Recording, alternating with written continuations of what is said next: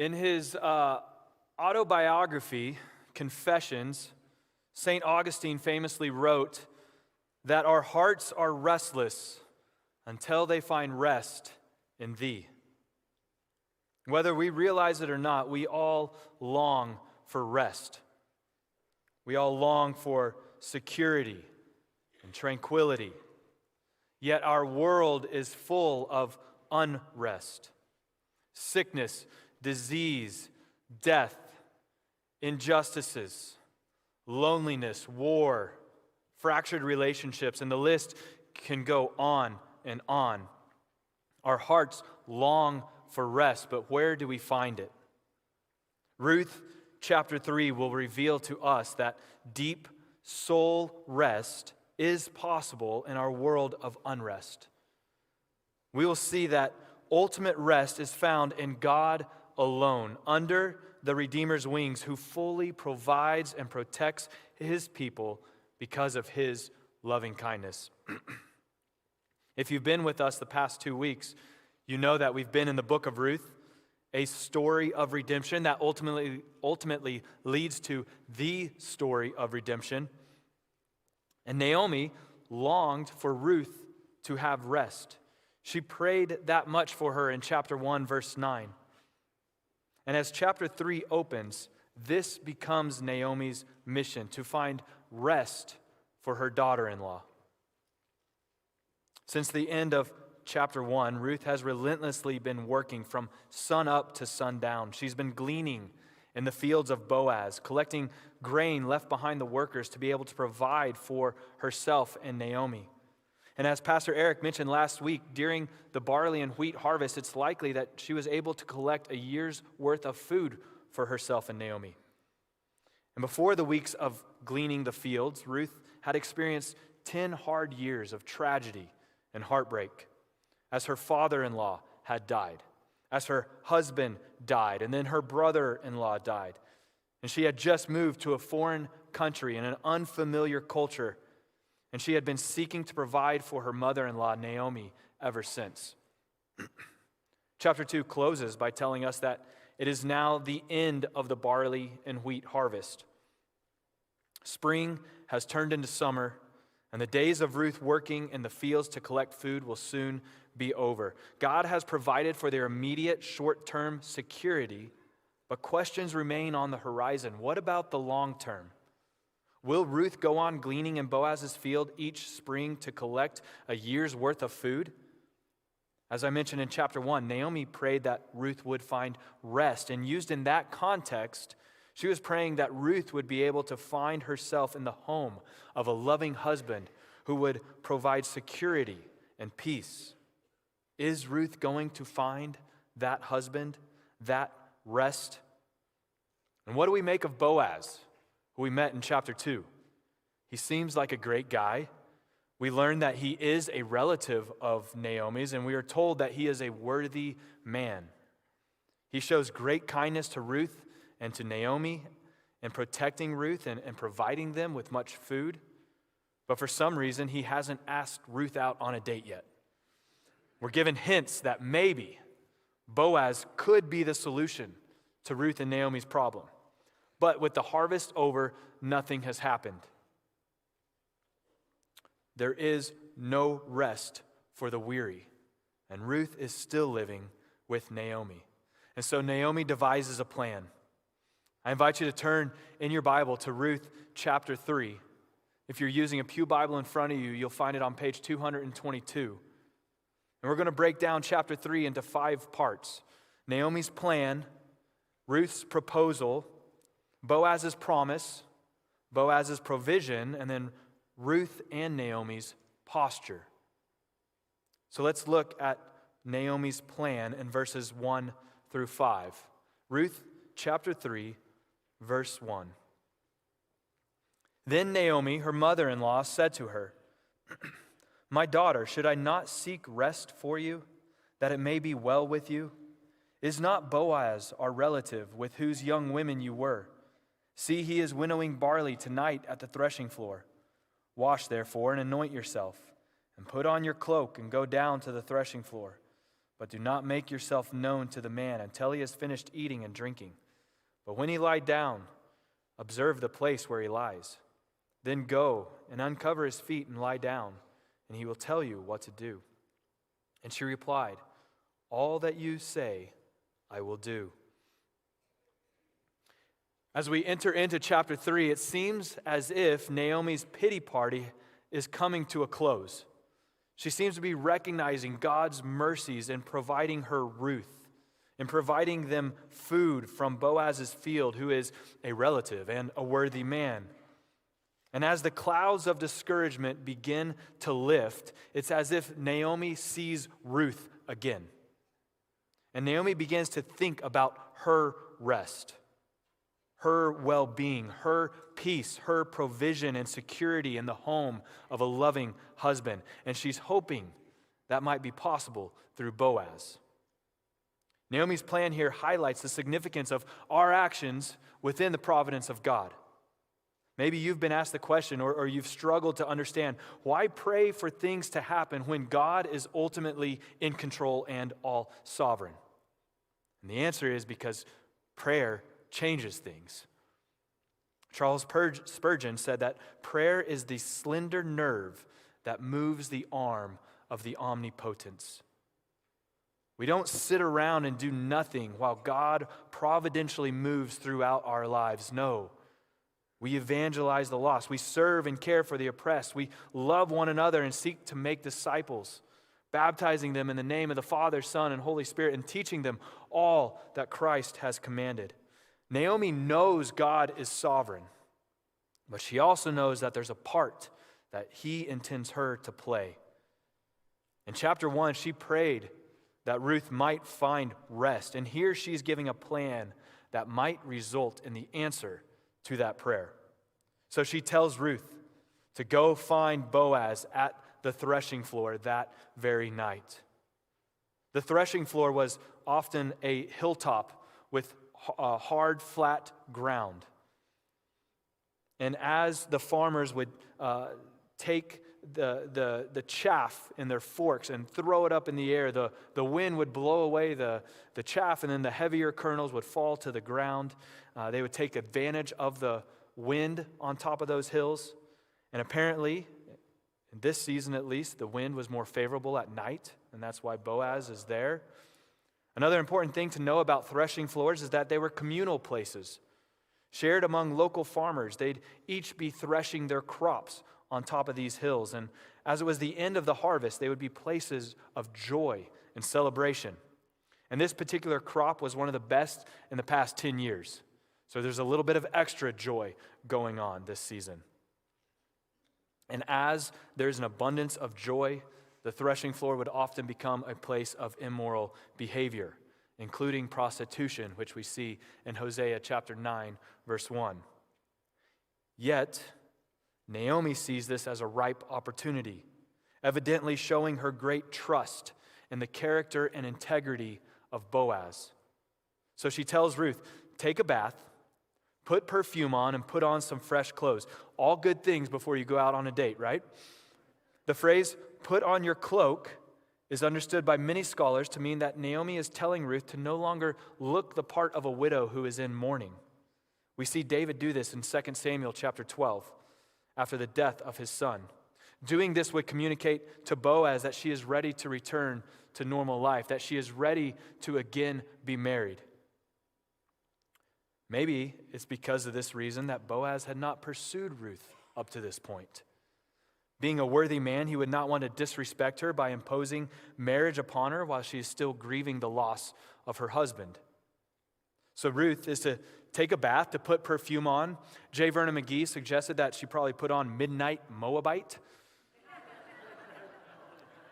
Put on some fresh clothes. Your time of mourning is over. Then wait until after Boaz is finished eating. You don't want him to be hangry. Some here suggest that Naomi's statement implies that Boaz would be drunk. I don't believe that's the case. It's not reflective of Boaz's character. Rather, Boaz has just had a delicious meal, a nice glass of wine. It's been a fantastic harvest, and he's perched up against his pile of grain, staring at the night sky and reflecting on the goodness and blessings of God. And then Naomi instructs Ruth, make sure you know where he lies down. There's a lot of other people around. Don't go to the wrong sleeping bag. It's already going to be an awkward situation. Let's not make it more awkward. Then uncover Boaz's feet, lie down close to him, and he'll tell you what to do. There's no way of getting around the weirdness of this situation, okay? Like, what in the world might happen next? There's a lot of ways this plan could go wrong.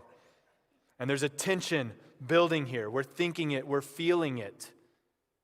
And it's that very tension that will highlight the purity of both Ruth and Boaz. Again, some suggest that this is a very provocative and even sinful act that Naomi is asking Ruth to perform.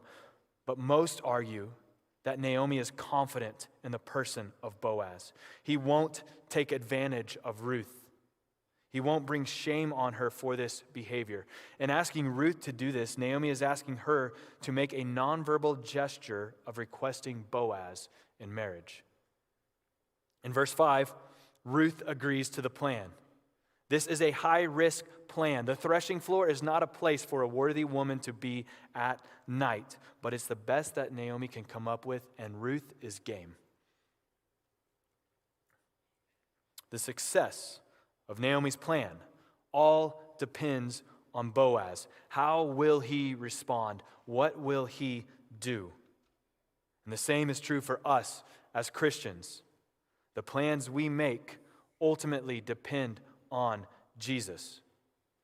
Tony Merida writes this: to the extent that we know we can trust him, we will take risks to live for him and to further his kingdom.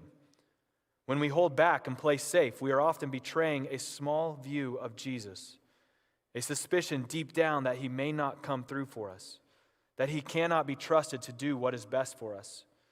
When we see him as he is, the perfect Boaz, a redeemer and bridegroom of perfect kindness and integrity, then we can joyfully lean on his character, living in a way that only makes sense because he is who he is. And so the curtain closes after verse 5, and we move to part 2, Ruth's proposal at the threshing floor, verses 6 through 9. Look at verse 6 with me. So she went down to the threshing floor and did just as her mother-in-law had commanded her. And when Boaz had eaten and drunk and his heart was merry, he went to lie down at the end of the heap of grain. Then she came softly and uncovered his feet and lay down. At midnight the man was startled and turned over, and behold, a woman lay at his feet. He said, "Who are you?" And she answered, "I am Ruth, your servant. Spread your wings over your servant, for you are a redeemer." How amazing is Ruth's commitment to Naomi here? Naomi says jump, Ruth says how high. Naomi says run, Ruth says how far. Naomi says go get all dolled up and lay down next to Boaz at the threshing floor. And she says, if you think this is what's best, I'll do it.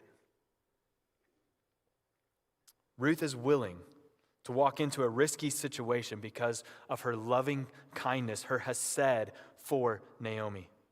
Ruth knows that Boaz could not possibly only change her life, but could also radically change Naomi's life as well. And so Ruth goes, and once Boaz falls asleep, she quietly moves in, uncovers his feet, and lays down. Well, we all know what happens when your feet get uncovered in the middle of the night, right? They get cold. The word startled there in verse 8 could imply that Boaz shivered. And so he turns over to cover up his feet, and behold, there's a woman there at his feet. He's shocked. He can't believe what's going on. I don't know about you, but I've never experienced a moment like this, okay? But I have woken up from a deep sleep with a face, a 3-year-old face, right next to mine, staring deeply into my eyes. And that's startling enough. And so I can't imagine what Boaz might be feeling right here. And he asks, "Who are you?" And Ruth says, "I am Ruth, your servant." This is significant. In chapter 2, verse 13, Ruth couldn't believe Boaz's kindness to her, since she was not one of his servants. But now her status has changed, communicating to Boaz that this is the type of woman that he could marry. Then Ruth deviates from Naomi's plan. She takes initiative on her own right here. And instead of waiting for instruction from Boaz, she makes a request. Spread your wings over your servant, for you are a redeemer. This is essentially a marriage proposal. We know this because of Ezekiel 16:8. We see very similar language in which God is describing Israel as a young maiden whom he took for his wife. Look at Ezekiel 16:8 with me. When I passed by you again and saw you, behold, you were at the age for love, and I spread the corner of my garments over you, literally, spread my wings over you, and covered your nakedness. I made my vow to you and entered into a covenant with you, declares the Lord God, and you became mine. Ruth tells Boaz, you are a redeemer. Will you marry me? I want to enter into a marriage covenant with you. In chapter 2, verse 12, Boaz used this same expression in describing how Ruth had sought refuge under the wings of God. And now Ruth is asking Boaz to become part of God's protection and provision in her life. As a redeemer, Boaz was not obligated to fulfill this role. The brother of Mahlon, Ruth's deceased husband, would have been obligated to fulfill the kinsman redeemer role. Elimelech's brother would have been obligated to fulfill this redeemer role, but not Boaz. He is a more distant relative, still capable of redeeming, but not obligated. Yet Ruth respectfully and boldly makes this great request of Boaz, confident that he will fulfill what she needs. He can give rest, but will he? The choice is left in Boaz's hands. Let's keep reading part 3, Boaz's promise, verses 10 through 13. And he said, may you be blessed by the Lord, my daughter. You have made this last kindness greater than the first, in that you have not gone after young men, whether poor or rich. And now, my daughter, do not fear. I will do for you all that you ask. For all my fellow townsmen know that you are a worthy woman. And now it is true that I am a redeemer. Yet there is a redeemer nearer than I. Remain tonight, and in the morning, if he will redeem you, good, let him do it. But if he is not willing to redeem you, then as the Lord lives, I will redeem you. Lie down until morning. Boaz's words here break the tension. May you be blessed by the Lord, my daughter. Instead of this being a potentially scandalous situation, this becomes a God-glorifying moment. Then Boaz praises Ruth for her kindness, her hesed, a consistent theme throughout this book. Boaz says that Ruth's kindness here is greater than what she has already done. What has she already done? Remember chapter 1. She left behind everything in Moab: father, mother, family, friends, her own culture, her own people, and she came to a people and culture she did not know. That was a demonstration of her loving kindness to Naomi. But what she's doing now is even greater. Why? Boaz gives us some answers. Verse 10. He says that Ruth could have gone after younger men. This seems to imply that Boaz would have been considerably older than Ruth. Obviously still able to put in a good hard day's work at the threshing floor, but older. And if Ruth would have wanted to marry for status' sake, she could have gone after younger men. If Ruth wanted to marry for love's sake, she could have gone after somebody poor. If she wanted to marry for money, she could have gone after somebody richer. But Ruth wanted to marry Boaz because of her kindness to Naomi, because she loves Naomi. She's committed to Naomi. Remember, if she marries anybody else outside of Naomi's family, her commitment to Naomi is void. Ruth's love is selfless. But it's not as if Boaz is chopped liver here, right? He might not be the young, spry guy he once was, or the richest man in town, but he is a worthy man. We saw that in chapter 2, verse 1. And Ruth is a worthy woman. This phrase occurs, worthy woman, in Proverbs 31, verse 10, where it's translated as excellent wife. Boaz says that everybody in town knows of Ruth's great reputation. Proverbs 31:31 says, her works are praised in the gates. Ruth is a Moabite. Boaz, an Israelite. Ruth is younger. Boaz, older. Boaz is wealthy enough to hire employees, to own fertile fields. Ruth is a destitute widow from another country, one step away from being a beggar with nothing to offer. They have almost nothing in common except the quality of their character because they know God. And as God has filled their lives, godliness pours out from them. Boaz has great care for his employees, as we saw in chapter 2. He cares for Ruth and Naomi. He communicates concern for those around him. He rolls up his sleeves and puts in a hard day's work at the threshing floor. And he sleeps next to his grain to protect it at night. And when woken up in the middle of a night by an attractive woman at his feet, he does not touch her. May this church be full of Boazes. We have an excellent match here. Boaz, a worthy man. Ruth, a worthy woman. Boaz, a redeemer. Let the wedding bells ring. But Boaz is a man of integrity. Verse 12, he throws a wrench in the plans as he reveals that there is a closer relative to Naomi. Naomi came back to Bethlehem thinking she was empty. She had nothing. Now, all of a sudden, we got two guys in the picture. What are we going to do? Once again, questions start circulating in our heads as readers. Who is this other guy? Right? Did Naomi know about him? Maybe she did. Maybe he was a jerk. Maybe Naomi didn't like him. And that's why Naomi devised this plan in the middle of the night to seal the deal with Boaz, who we all love so much by this point. So many questions, not a lot of answers. And if you're reading this for the first time, you're hoping that somehow this guy's going to be better than Boaz, or that Boaz will still be able to somehow marry Ruth. But I want to pause and think for a moment about the integrity of Boaz here. He didn't take any shortcuts. He was committed to doing things the right way. Boaz knew that this right belonged to somebody else, a closer relative to Naomi. He would not put the cart before the horse. And maybe this is another reason that Boaz didn't seek to redeem Ruth earlier. Boaz wants to redeem Ruth. He's made that clear. But what he wants will not supersede the law. And so Boaz sticks to the customs and the laws of that day. Now, for Ruth to marry Boaz and enter into the lineage of Christ, it will surely be the providential hand of God. But Boaz doesn't leave Ruth, but Boaz does leave Ruth with a promise in verse 13.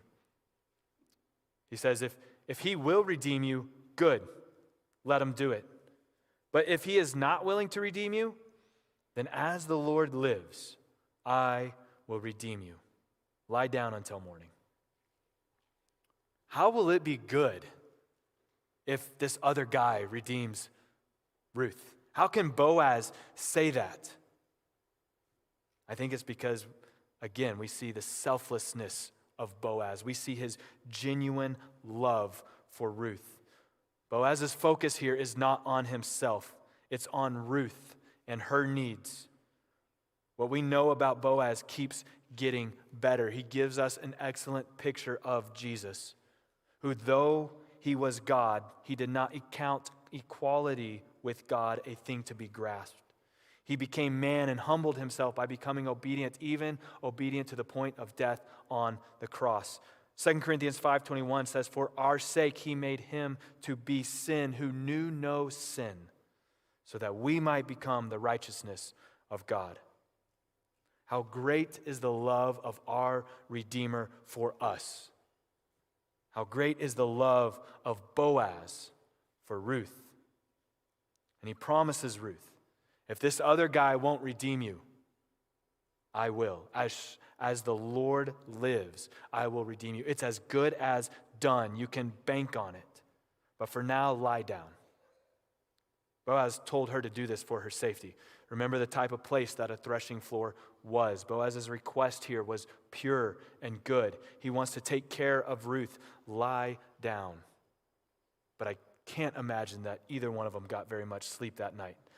So let's continue with part 4, verses 14 and 15, and see Boaz's provision. Verse 14. So she lay down at his feet until the morning, but arose before one could recognize another. And he said, let it not be known that the woman came to the threshing floor. And he said, bring the garment you are wearing and hold it out. So she held it, and he measured out 6 measures of barley and put it on her. And then she went into the city. Again, Boaz is concerned about Ruth's dignity and reputation right here. Before the sun is up, Ruth is gone. But before she leaves, Boaz measures out 6 measures of barley, and which scholars estimate could have been up to 60 to 90 pounds of grain. It's so heavy that Boaz has to actually put it on her. So not only is Ruth a worthy woman, she's a strong woman. Why does Boaz do this? Why does he load her up with all this grain? There might be a few reasons. First, because for the moment at least, Ruth and Naomi are still 2 destitute widows.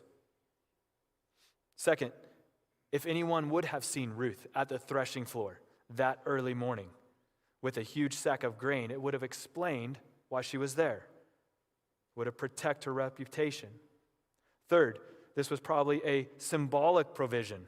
In verse 17, as Ruth is recounting the events of the night with Naomi, she mentions that Boaz said, you must not go back empty-handed to your mother-in-law. Remember in chapter 1, verse 21, Naomi said that she had come back to Bethlehem empty. Now, Naomi has 80 pounds of food in her hands. In chapter 4, we're going to see something else that she is holding in her arms. As the Lord lives, Boaz intends to bring redemption not only to Ruth, but also Naomi. Which leads to part 5, Ruth and Naomi's posture. Look at verse 16 with me. And when she came to her mother-in-law, she said, how did you fare, my daughter? Then she told her all that the man had done for her, saying, these 6 measures of barley he gave to me. For he said to me, you must not go back empty-handed to your mother-in-law. She replied, wait, my daughter, until you learn how the matter turns out. For the man will not rest, but will settle the matter today. What is the posture of Ruth and Naomi? Wait. Wait, for the man will not rest. When Ruth returns to Naomi, she said, how did you fare, my daughter? A better translation is, who are you, my daughter? The same question that Boaz asked Ruth in verse 9. Is Ruth still a Moabite widow, or has her status changed? Did the plan work? Did she say, or did he say, yes, right? Is there a wedding date? What will happen to us? I don't imagine that Naomi got much sleep the night before either. And Ruth tells Naomi everything. And then I'm going to read verse 18 again. This is so great. Naomi replied, wait, my daughter, until you learn how the matter turns out, for the man will not rest, but will settle the matter today. How can Naomi say, wait, when their entire future is up in the air? I can't wait 60 seconds for lasagna to get warm in the microwave, right? Like 35 seconds and warm-ish lasagna is good for me. And I suspect many of us don't like to wait. We like to be in control. We like answers fast. And so there's something very important for us to understand here. Ruth can do nothing. She is powerless to redeem herself. The law can only reveal to her the condition that she is in and the total dependency that she must have upon her Redeemer. Do you see the powerful picture this is for the believer? Like Ruth, All we can do is tell Jesus that we love him, that we want to be taken under his wings and covered by his amazing grace. And when we do, we discover that Jesus loved us first. Jesus alone is capable for paying the price for our redemption. He alone is the only one who meets the condition of the law that secures our salvation. He took upon himself our debt, and he brings us into his family as his chosen bride. Wait, be still, surrender. There's nothing you can do, but that's okay, because we have a Redeemer who does everything, who pays it all. Wait, Ruth. Not sit and wait nervously, tapping your feet and checking your watch every 2 minutes kind of wait. The Hebrew verb here conveys the idea of relax, sit tight, stay calm. The verb is used of a farmer who awaits the growth of his crops.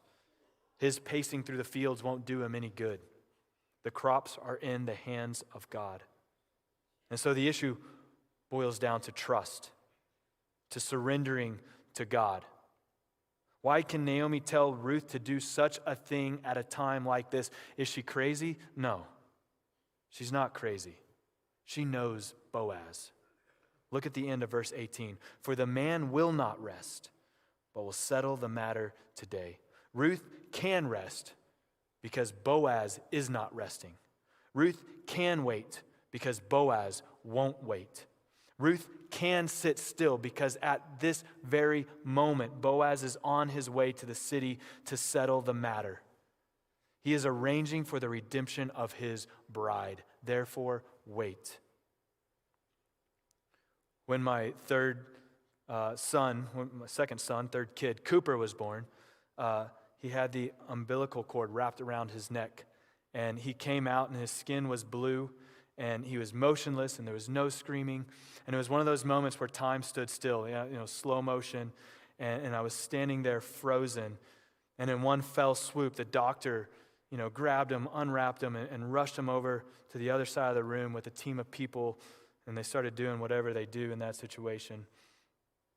And I had this extreme sense of helplessness. It was the most helpless I've ever felt in my whole life. And at the same time, by the grace of God, I still had hope. And I remember waiting right there and frozen, somehow hopeful, completely helpless, praying, trusting, hoping. And then we heard moments later the most beautiful cry that we've ever heard. The medical team came through. Maybe some of you today find yourself waiting. You feel helpless, but you are not hopeless. Because from eternity past to eternity future, our God always comes through. We have one who is greater than a team of doctors. We have one who is greater than Boaz. Our God is the one who hung the stars in the sky and calls them each by name, who holds the waters of the earth in the palms of his hand, who weighs the mountains on scales, who knows the number of hairs on your head. And we can rest in him. We can wait on him because he is all powerful. He is sovereign. He is faithful. He is good. And he never grows tired and weary. In our brokenness, in our failure, in our tears, in our anger and frustration, we can be still. And we can wait because we know who he is. Psalm 46:10 says, "Be still and know that I am God." When Job is desperately discouraged and desperately ill, God tells him in chapter 37, verse 14, "Stand still and consider the wonders of God." Consider the glory and power of God. Our ability to wait, to be still, is directly related to our knowledge of God. The more we are able to know God for who he rightly is, the easier it will be for us to surrender everything to him. And even this day, we can be still. We can surrender because our Redeemer does not stop. Hebrews 7:25 tells us that Jesus intercedes for his people even right now. Philippians 2:13 tells us that he is at work in the believer. Romans 8:28 tells us that he is arranging all things together for his glory and our good. Church, ultimate rest is found in Christ alone, under the wings of our Redeemer, who provides and protects us because of his loving kindness. Do you trust him? I heard a pastor say one time that our response to the difficulty of our circumstances is directly related to the depth of our confidence in God's work in us and for us. Nothing under God's control can ever be out of God's control. Matthew 11:28-30, Jesus says, "Come to me, all who labor and are heavy laden, and I will give you rest. Take my yoke upon you and learn from me, for I am gentle and lowly in heart, and you will find rest for your souls. For my yoke is easy and my burden is light." If you are not a Christian this morning, Jesus offers you this rest. He is the only one who can redeem you, who can bring you peace, who can provide you with ultimate security. Will you put your trust in him alone?